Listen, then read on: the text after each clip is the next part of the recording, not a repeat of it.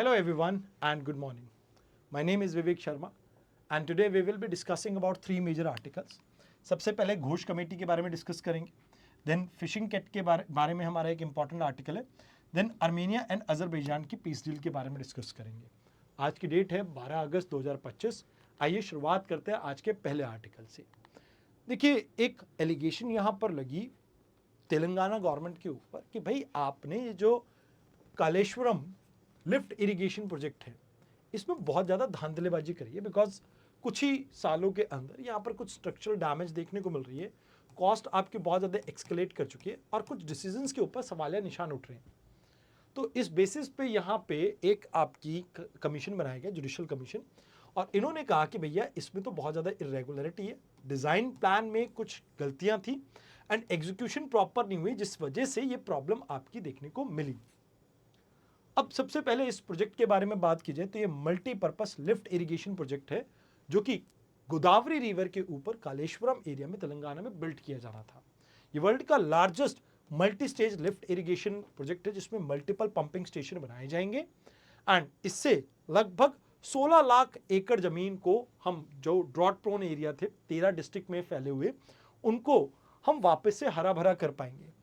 अब इससे आपकी इस एरिया की प्रोडक्टिविटी इंक्रीज होगी, प्लस इसके एडिशन में आपको देखने को मिलता है कि मैन्युफैक्चरिंग सेक्टर को बूस्ट कर पाएंगे क्योंकि वहाँ पर पानी आएगा तो मैन्युफैक्चरिंग सेक्टर भी यूज़ कर सकता है. हैदराबाद और उसके आसपास के गांव में पीने की पानी को हम प्रोवाइड कर सकेंगे, नल से जल योजना को ढंग से इंप्लीमेंट कर पाएंगे and more over employment generation होगी आसपास के एरिया में. अब ये आपकी गोदावरी रिवर है.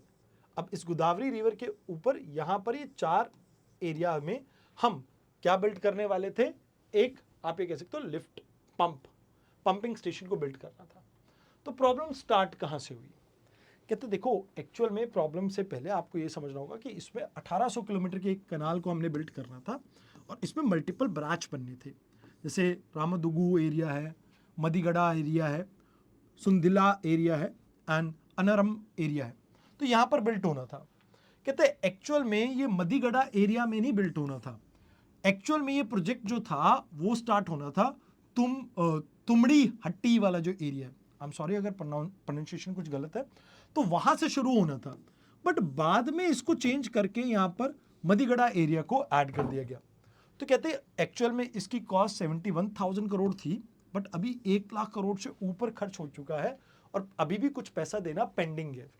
तो कहते हैं पहली प्रॉब्लम तो ये, सेंट्रल वाटर कमीशन ने ये इन्फॉर्म किया था कि आप यहाँ पर क्या ना करो, तुमी हट्टी से इसको शिफ्ट ना करो, और इसको शिफ्ट करने में अप्रॉक्सीमेटली आप ये मान के चलो कि आपके 11,000 करोड़ ऑलरेडी उस पर लग चुके थे, क्योंकि 30% काम तो उस पर काम कंप्लीट हो चुका था. तो मना किया गया था, बट उसके बाद भी इसको शिफ्ट किया गया. तो रीज़न नहीं पता कि क्यों किया गया. 30% काम कंप्लीट हो चुका था बट उसके बाद भी यहाँ पे ये चीज़ हुई, तो कहीं ना कहीं गलत है. फिर कहते हैं कि भाई यहाँ पर कुछ फाउंडेशनल फ्लॉज थे, जैसे सॉलिड बेड रॉक के ऊपर नहीं, परमिएबल फाउंडेशन के ऊपर आपने स्ट्रक्चर क्रिएट किया जिससे स्ट्रक्चरल डैमेज हो गई वो. देन सुंदीला बैराक की अगर बात की जाए, वहाँ पर पिलर आपका 3 साल के अंदर धस गया और बाकी एरियाज में भी आपको क्रैक देखने को मिल रहे हैं. तो कहते हैं यहाँ पर आपकी जो डिसीजन मेकिंग है इसमें चंद्रशेखर राव गवर्नमेंट ने यूनिलैटरली डिसीजन लिए, खासकर उनके कैबिनेट से भी उन्होंने कंसल्ट नहीं किया, खुद से ही किया, जिसकी वजह से 30,000 करोड़ से ज़्यादा की कॉस्ट आपकी इंक्रीज हो गई. तो ये सबसे बड़ी प्रॉब्लम यहाँ पे देखने को मिली. दूसरी बात यहाँ पे ये आती है कि भाई ये कमीशन क्या था. तो कहते हैं ये 1 मैन जुडिशियल कमीशन था जिसको जस्टिस पिनाका चंद्र घोष ने हेड किया था. 15 महीने की इन्होंने डिटेल स्क्रूटनी करी, जिससे कुछ प्रोसीजरल वायलेशन देखने को मिले. जैसे 3 बराज के बारे में इन्होंने कहा कि भैया विदाउट कैबिनेट अप्रूवल आपने इसे पास कर दिया. फिर बराज के कंस्ट्रक्शन में परमिएबल फाउंडेशन को यूज़ किया गया जो सूटेबल नहीं था कंस्ट्रक्शन के लिए, एंड इवन फाइनेंशियल और कॉन्ट्रेक्चुअल इरेगुलरिटी भी देखने को मिली, जिससे 70-71 हज़ार का जो प्रोजेक्ट था 1 लाख करोड़ में कन्वर्ट हो गया. तो सीधा सीधा करप्शन की बात हो रही है यहाँ पे. आइए अब बात करते हैं फिशिंग कैट की. क्यों बात कर रहे हैं? क्योंकि ये एक आपकी इंडिकेटर स्पीशीज है. इंडिकेटर स्पीशीज जो कि हेल्दी वेटलैंड को आपकी शोकेस करती है. तो यहाँ पर इसको मॉनिटर किया जाता है एनवायरमेंटलिस्ट के द्वारा, ताकि ये चेंजों को समझ सकें वेटलैंड्स के अंदर. वैसे ये एम्फीबियन है बट वाटर सेंसिटिविटी को बहुत ज़्यादा मानती है, मतलब वाटर क्वालिटी अगर खराब होगी तो वहां पर ये देखने को नहीं मिलेंगी। तो ये एक इंडिकेटर स्पीशीज बन जाते हैं जिसकी प्रेजेंस, एब्सेंस और अबेंडेंस रिफ्लेक्ट करती है आपके इन्वायरमेंटल कंडीशन। तो अभी न्यूज में क्यों है, क्योंकि इनको ट्रैक करने के लिए कोरिंगा वाइल्ड लाइफ सेंचुरी जो कि गोदावरी के ऊपर लोकेटेड है, यहां पर जीपीएस कॉलर्स को यूज किया जाएगा। वैसे 7 से 12 किलो की ये जो आपकी कैट स्पीशीज है, ब्लैक स्पॉट्स के साथ ग्रेइश ब्राउन आपके फर में आती है। इसके विब्ड पंजे हैं एंड कहीं ना कहीं वाटर रेजिस्टेंट कोट है इसका, मतलब पानी में बहुत ज़्यादा भीगती नहीं है, क्योंकि ज़्यादातर केसेस में हंटिंग पानी के आसपास या 5% पानी के अंदर सबमर्ज होके भी ये कर लेती है। फिशेस के अलावा रोडेंट्स, चिकन और स्मॉल एनिमल्स को भी ये खा सकती है एंड ये बताती है एक वेटलैंड आपका कितना हेल्दी है। तो यहाँ पे आपको ये समझना है कि वेटलैंड्स के आसपास फ्लड प्लेन्स, मैंग्रोव स्वैम्प, इन एरिया में ये दिखेगा।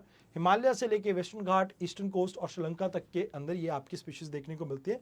एग्जाम्पल, चिल्का लेक के आसपास 750 से ज़्यादा ये इंडिविजुअल आपको मिल जाते हैं। वैसे IUCN की वनरेबल कैटेगरी में आती है, शेड्यूल 1 में है। और आपकी हैबिटेट क्लॉज के कारण इसकी पॉपुलेशन के ऊपर बहुत नेगेटिव असर पड़ रहा है। एंड इवन आप ये मान के चलो, जब फिश पॉन्ड्स वगैरह जो एक्वाफार हम बनाते हैं, इनके अंदर जब ये मछलियों को खा लेते हैं तो उसकी वजह से भी, रिवेंज किलिंग की वजह से भी इनकी पॉपुलेशन डिक्लाइन कर रही है। अब कोरिंगा वाइल्ड लाइफ सेंचुरी की बात की जाए तो आंध्र प्रदेश में काकीनाडा वाले एरिया में लोकेटेड है। मैंग्रोव टाइप फॉरेस्ट आपको देखने को मिलता है। 24 मैंग्रोव ट्रीज की यहाँ पर स्पीशीज देखने को मिल जाती है आपको। फिश कैट के अलावा smooth coated otter, olive ridley turtle and flamingo और पेलिकन जैसे स्पीशीज यहाँ पर बर्ड की भी देखने को मिलती हैं आपको। तो ये स्पेशल फीचर इसका ये है कि सेकंड हाईएस्ट ये स्ट्रेच आपको देखने को मिलता है सुंदरबन के बाद। तो वैसे वाइल्ड लाइफ प्रोटेक्शन एक्ट के अंडर ये वाइल्ड लाइफ सेंचुरी के तौर पे डिक्लेयर किया गया है, जिसकी लोकेशन आपको यहाँ टिप पे देखने को मिलती है। तो this is the thing that you have to remember.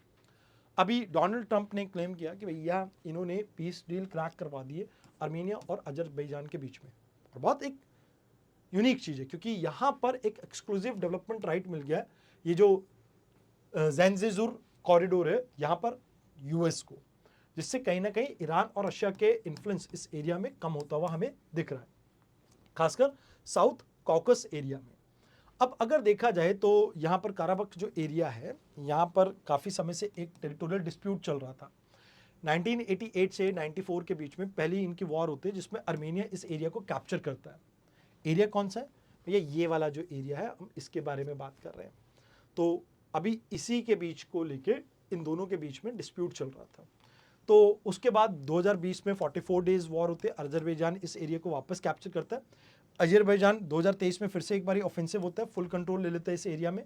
Minsk group पिछले 20-25 सालों से इस एरिया के डिस्प्यूट को रिजॉल्व करने की कोशिश कर रहा था, बट टोटली फेल रहा। एंड यहाँ पर रशिया का इन्फ्लुएंस 2022 के बाद से कम होता जा रहा था। तो कहते हुआ क्या यहाँ पे? तो कहते कि ये पीस डील जो है, दोनों नेशंस ने कहा कि भैया हम सीज फायर लेके आ रहे हैं, एक दूसरे की सॉवरेनिटी की रिस्पेक्ट करेंगे और डिप्लोमेटिक रिलेशन को नॉर्मलाइज करेंगे। यूएस 99 ईयर के लिए लीज पे ले गया है इस कॉरिडोर को। ये एक एरिया बना रहे थे कुछ इस तरह से, ये मूव करते हुए टर्की की तरफ। तो भैया यहाँ पर अजरबैजान जो था, ये लैंडलॉक कंट्री है, इसको हम कहीं ना कहीं भाई ईरान के ऊपर इसकी डिपेंडेंसी ना हो, ये साउथ की तरफ से इसके यहाँ से एक कॉरिडोर क्रिएट करके अपने इस प्रोविंसेस के साथ कनेक्ट करना चाहता था। अब ये रिसोर्स रिच कंट्री है बट बहुत ज़्यादा डेवलप नहीं है। तो यूएस ने यहाँ पर दोनों कंट्रीज के साथ सेपरेट डील करी है, एनर्जी को लेके, ट्रेड को लेके और एआई को लेके। डिफेंस कॉपरेशन यूएस का यहाँ से इंक्रीज हो रहा है, कह रहे कि भैया अजरबैजान के ऊपर जो हमने रिस्ट्रिक्शंस लगा रखे थे वो अपलिफ्ट कर दिए। एंड मिन्स्क ग्रुप जो है वो कहीं ना कहीं डिसॉल्व कर दिया गया, डिस्बैंड कर दिया गया। अब यहाँ पर सिंबॉलिक नेम चेंज किया गया कि Trump route for international peace and prosperity इसको नाम दिया गया। और जियोपॉलिटिकली ये रशिया के लिए एक बड़ा सेटबैक है, बिकॉज आप ये मान के चले अजरबैजान आपका डायरेक्ट कनेक्टिविटी लेगा टर्की के साथ और फर्दर यूरोप के साथ। तो कहते हैं ये कहीं ना कहीं एक गेम चेंजिंग है, जहाँ से ईरान और जॉर्जिया के ऊपर उसकी डिपेंडेंसी कम हो गई। ईरान, टर्की और ये रशिया, इन तीनों के बीच में एक आप ये कह सकते हो एक स्ट्रैटेजिक ट्रायंगल क्रिएट हो रहा था। तो यूएस ने उसको भी वीक करने की कोशिश की, अपनी प्रेजेंस वहाँ पर भी इंक्रीज करके। एनर्जी एक्सपोर्ट अब ये कर पाएगा अजरबैजान यूरोप को, और रशिया के ऊपर उसकी डिपेंडेंसी कम होगी। तो यहाँ पर यूएस कंपनी एक रिसोर्स रिच एरिया जो अंडर डेवलप्ड है वहाँ पर अपने आप को क्या कर पाएगा, सेटल कर पाएगा। एंड एक फ्रोजन कॉन्फ्लिक्ट था। रशिया जब कोल्ड वॉर एरा में यूएसएसआर के नाम से जाना जाता था, उस समय का ये कॉन्फ्लिक्ट था जिसको यहाँ पर रिजॉल्व किया गया। एंड इसमें अगर सेम चीज़ यहाँ पर ठीक से इम्प्लीमेंट हो जाती है तो फ्यूचर में एक पॉसिबिलिटी है कि और कंट्रीज में भी सेम तरीके की टेक्टिक्स को अपनाया जा सकेगा। तो दीज आर द थिंग्स जो हमें यहाँ पे डिस्कस करनी थी। आई होप आपको डिस्कशन अच्छी लगी हो। तो आज के लिए इतना ही, धन्यवाद।